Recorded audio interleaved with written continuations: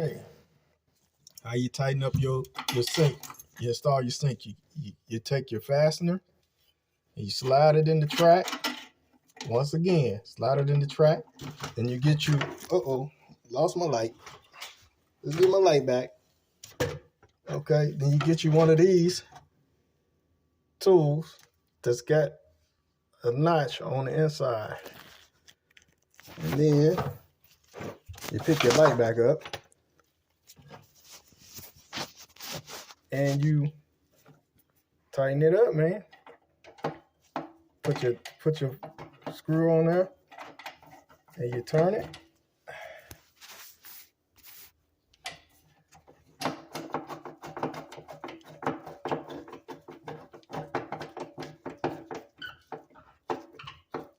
Just like that.